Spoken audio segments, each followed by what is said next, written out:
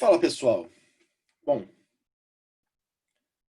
essa gravação é destinada à abordagem dos possíveis conflitos ocorrentes entre normas previdenciárias. Então, se a gente já conheceu as fontes normativas do direito previdenciário, a gente deve lidar ou saber como lidar com situações nas quais, eventualmente, essas normas vão colidir entre si. Essas normas, eventualmente, vão entrar em choque, elas vão ser aparentemente antagônicas, elas vão ser conflitantes, pelo menos aparentemente, e a gente vai ter que saber como é que resolve esse potencial conflito entre essas normas jurídicas que tratam do sistema previdenciário. Pois bem, havendo conflito entre normas jurídicas, o primeiro critério que se aplica é o critério da hierarquia. Então, você deve dar primazia, dar predominância, dar preferência, você deve prestigiar as normas de estatura hierárquica mais elevada, sacrificando as normas de estatura hierárquica inferior. Então, se a gente tem normas constitucionais primárias e regulamentares, deve-se estabelecer uma ordem de preferência ou de ascendência entre esses meios normativos. Então, no conflito entre regulamento e norma legal primária, prevalece a norma legal primária. No conflito entre norma legal primária e norma constitucional, prevalece a norma constitucional. Pelo menos é assim que a gente aprende introdução ao direito, e assim que, em direito constitucional, e é assim que a gente deve fazer também aqui no âmbito do direito previdenciário. Aí, Igor, e quanto às fontes internacionais? Aí vai depender do modo de incorporação desse tratado, dessa fonte internacional, ao direito interno brasileiro. Se for aquela aprovação qualificada do artigo 5º, parágrafo 3º da Constituição, essa norma internacional vai chegar no direito interno com estatura de emenda constitucional, então no plano das normas constitucionais. Do contrário, o entendimento majoritário ainda é no sentido de que a incorporação é como norma primária, mas tem muita gente na doutrina, e parece que até o STF já encampou essa tese, no sentido de que haveria um patamar intermediário, né, o da supralegalidade, é o nome que a doutrina batizou esse meio de campo aí, esse intervalo entre as normas constitucionais e as normas primárias.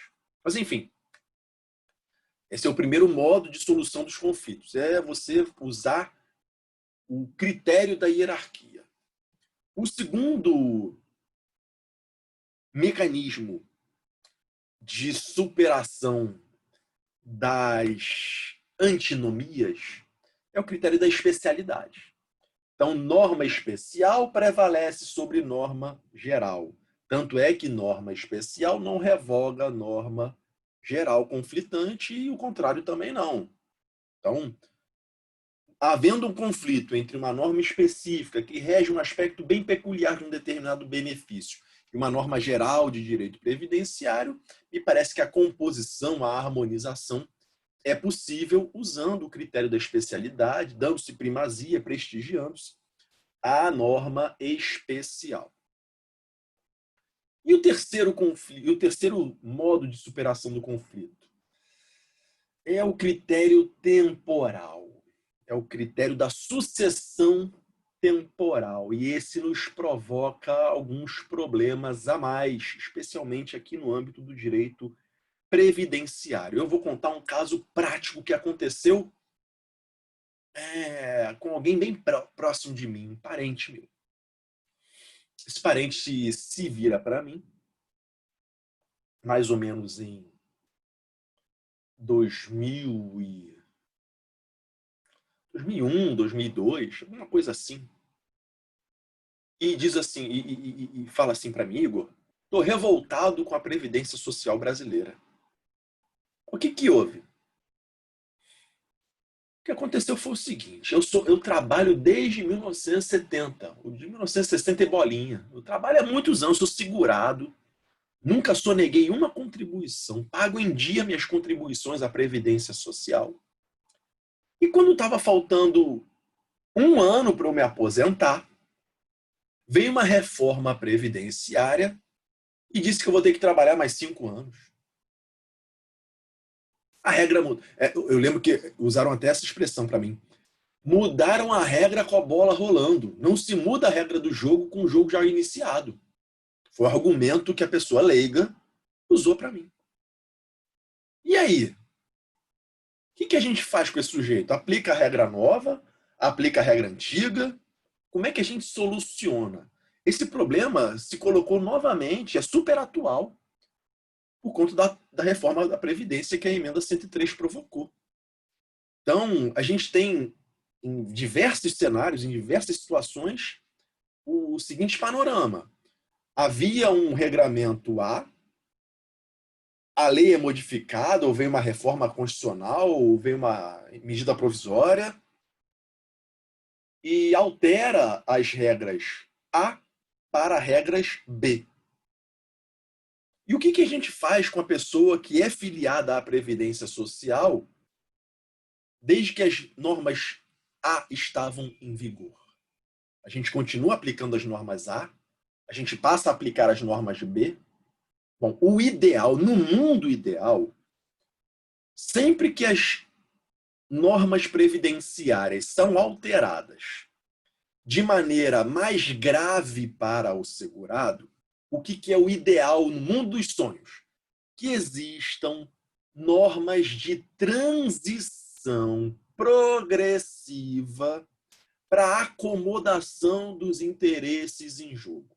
Então, no mundo ideal, toda modificação normativa, toda alteração significativa nas regras da Previdência Social deveria contar com normas de transição. O que são normas de transição?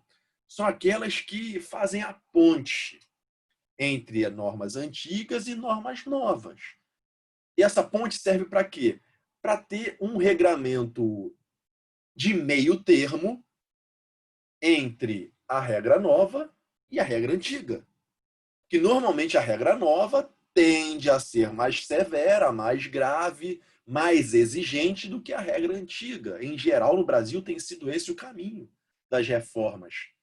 Então, a gente tem aqui uma norma de transição com um meio termo, uma passagem mais suave para quem transitou da regra antiga para a regra nova, para quem estava no meio do caminho, com o jogo rolando, com a bola rolando, como esse parente metaforicamente falou para mim.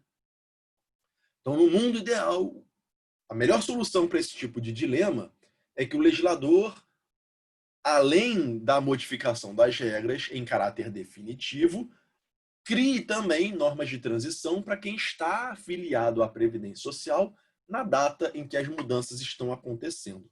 Na atual reforma da Previdência, isso aconteceu.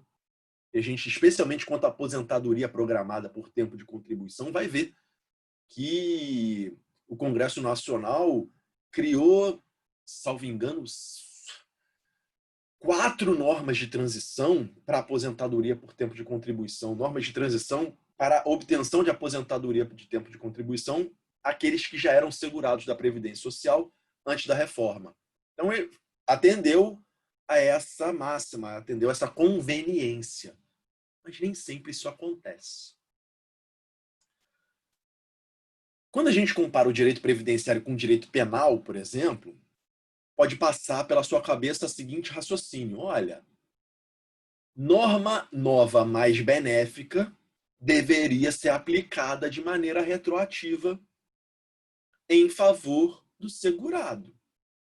É um raciocínio que muita gente propõe por analogia ao princípio penal da retroatividade da lei mais benéfica. Lei nova mais benéfica no direito penal é aplicada retroativamente, né? Quando tem abolício criminis. Olha quanto tempo eu não falo essa expressão, abolício criminis.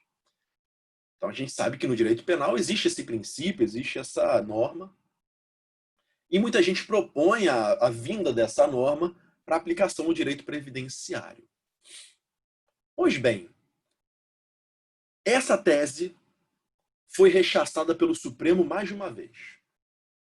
Aconteceu, em termos práticos, em 95, com a aprovação da Lei 9.032.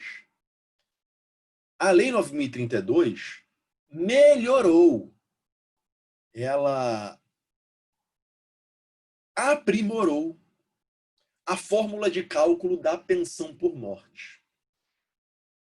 Quem se aposentou até 95, em geral, teve uma pensão calculada de uma maneira menos favorável economicamente. Valor menor. Quem se aposentou depois da Lei 9.035, em geral, se aposentou com um valor maior, porque foram alterados o regime das cotas de pensionistas. Se você pegar a lei, você vai entender. Bom, qual era a tese que estava em discussão? Ah, Dona Maria se aposentou em 90... Dona Maria se tornou pensionista em 94. A Joana se tornou pensionista em 96. A pensão da Joana é mais vantajosa do que a da Dona Maria. Dona Maria, em nome do princípio da igualdade, aplicando a tese da retroatividade da lei mais benéfica, quer aumentar o valor da pensão por morte dela, para que fique parecida com a pensão por morte recebida pela Joana com base na lei nova. A tese foi encampada por alguns juízes, chegou a ser encampada pelo STJ, bateu no Supremo, o Supremo disse negativo. No direito previdenciário se aplica o brocardo latino tempus regit actum. O que esse brocardo latino nos diz? Cada benefício, cada situação jurídica previdenciária é regulada pelas normas em vigor no dia em que o segurado ou o dependente assumem o direito, conquistam o direito subjetivo ao benefício. Isso, inclusive, é simulado agora pelo STJ. Né? Pelo STJ não, pelo próprio STF. Súmula 300 e falta o número. Tem uma súmula do STF que diz assim, tá na lição de vocês, na lição escrita. O regime jurídico do benefício previdenciário é aquele que estava em vigor no dia em que foram preenchidos os seus requisitos para a concessão. Normas posteriores, ainda que mais vantajosas, devem ser descartadas, não devem ser aplicadas retroativamente. Esse é o entendimento do Supremo Tribunal Federal. Então, gostando ou não gostando, concordando ou não concordando, minha função aqui é reportar para vocês o posicionamento de uma corte superior que é responsável pela padronização de interpretação constitucional. E esse foi o entendimento firmado pelo Supremo Tribunal Federal. Por outro lado, se vem uma reforma previdenciária mais grave, mais danosa, prejudicial ao segurado, você deve protegê-lo com o seguinte argumento.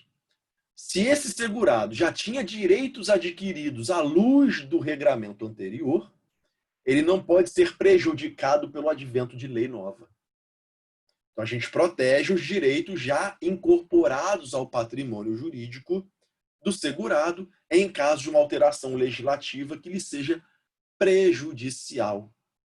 Então, é muito sensível essa proteção, esse cuidado, essa tutela com os direitos adquiridos em âmbito previdenciário. Outra questão importante é a do ato jurídico perfeito. Por quê? Existe uma baita de uma discussão no seguinte sentido. Olha, quando o INSS concede um benefício previdenciário para um sujeito, para um segurado, será que o advento de lei nova pode influir sobre esse ato de concessão? Ou será que esse ato jurídico é um ato jurídico perfeito, concluído, acabado e não pode ser modificado, ainda que venha depois uma lei tratar sobre, por exemplo, a renda desse benefício? Em geral, a jurisprudência tem sido fiel à tutela, à proteção, à blindagem dos atos jurídicos perfeitos, especialmente aos atos de concessão de benefícios previdenciários, para o bem e para o mal. Então, para impedir que uma norma má, que uma norma prejudicial seja aplicada retroativamente, também para impedir que o segurado renuncie voluntariamente ao seu benefício. Você já deve ter ouvido falar de uma discussão sobre uma possível desaposentação. Os jornais falaram muito dessa expressão durante algum tempo. O que era desaposentação? Era a pretensão de alguns segurados de renunciar à sua aposentadoria. Mas por que renunciar? Pô, o cara está ganhando ali 3 mil do INSS todo mês. Vai renunciar para quê? O cara é louco? Não. Ele quer renunciar ao benefício 1 para daqui a algum tempo requerer um benefício 2. Pensando assim, o benefício 2 vai ser mais vantajoso para mim, porque eu vou computar mais tempo de contribuição, vou computar valores salariais mais altos, eu estou em fim de carreira, estou ganhando melhor. Ao invés de eu ganhar uma aposentadoria de 3 mil, talvez eu consiga uma aposentadoria de 5 mil. Então, a tese passou-se a defender que o segurado poderia abrir mão, renunciar voluntariamente ao seu benefício para, eventualmente, requerer um segundo, um terceiro, um outro benefício à Previdência Social. Os tribunais, em geral, acolheram a tese, salvo aqui no Rio de Janeiro, que teve uma súmula negando esse direito, mas, em geral, no Sul, até no STJ, a tese foi aceita. Quando chegou no Supremo Tribunal Federal, a tese foi rejeitada. Rejeitada com base em que argumento? Entre outros, o argumento do ato jurídico perfeito. Então, o ato de concessão de um benefício previdenciário não pode ser modificada, seja pela ocorrência de uma lei nova, seja pela renúncia voluntária do segurado. O ato jurídico é acabado, concluído, é aquilo e ponto. E ele foi concedido, e deve ter sido concedido, à luz das regras que estavam em vigor, no dia e no momento em que o segurado conquistou o direito subjetivo, reuniu os requisitos para a obtenção daquele benefício previdenciário. É mais ou menos com esse perfil argumentativo a decisão proferida pelo Supremo Tribunal Federal. Nem sempre as normas previdenciárias são muito explícitas, são muito claras, são muito óbvias quanto à sua interpretação e quanto à sua aplicação prática.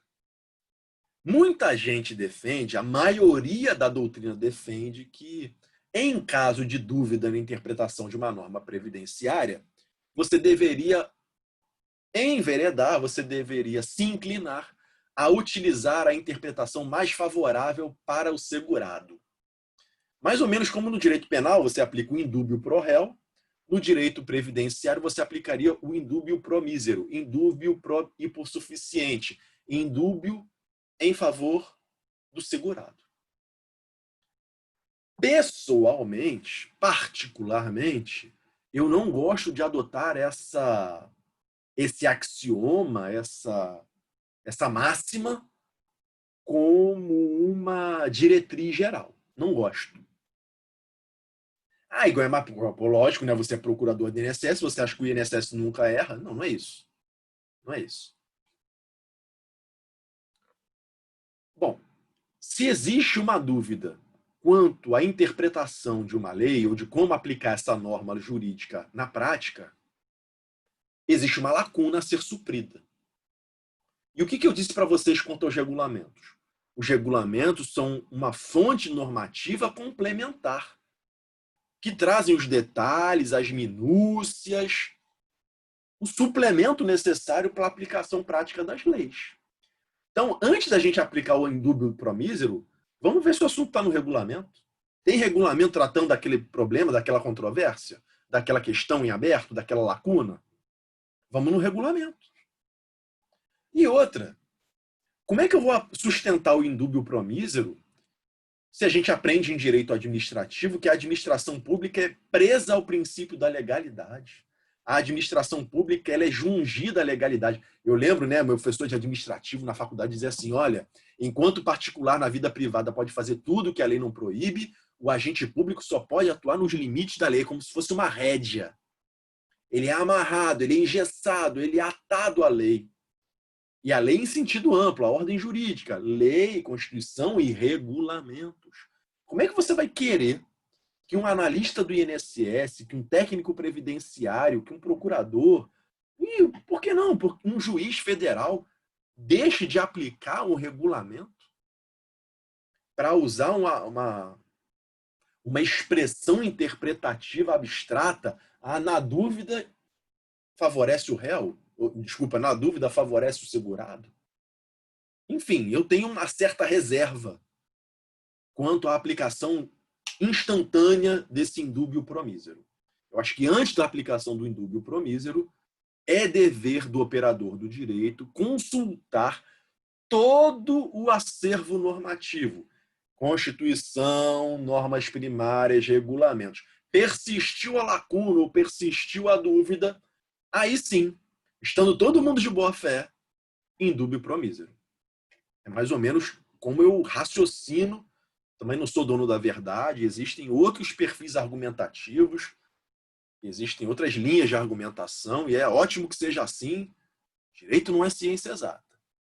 E qual o papel da jurisprudência nisso tudo? Olha, o direito previdenciário ele é muito afetado pela jurisprudência, ele é muito afetado pela vida dos tribunais, pelas decisões dos tribunais. Porque, veja, já te falei que o INSS é o ente público mais demandado do Brasil.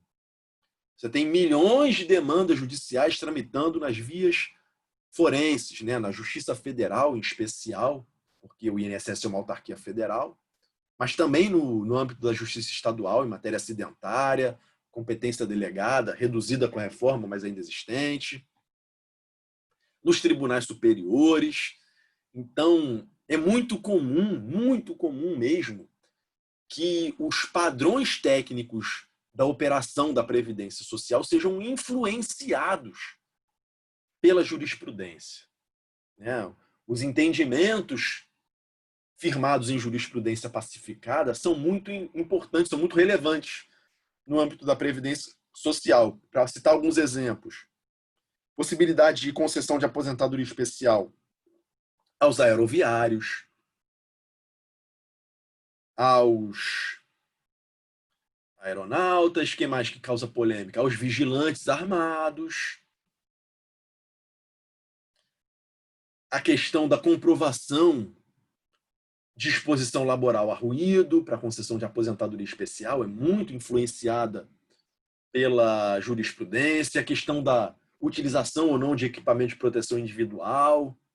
Enfim, N questões que são tópicas, a gente vai oportunamente falar de cada uma delas. Só estou te dando esse alerta. Um bom advogado previdenciarista, um bom operador do direito previdenciário tem que estar muito antenado com repertório de jurisprudência da TNU, da Turma Nacional de Uniformização dos GEFs, STJ, STF, com seu tribunal local, porque existe uma influência, uma repercussão muito presente, muito viva na compreensão e na aplicação do acervo normativo previdenciário. Bom, acho que é isso. Sobre o panorama normativo, a gente falou o que havia de principal. Na próxima gravação, a gente começa a falar um pouco da história, da evolução da Previdência Social. Até lá!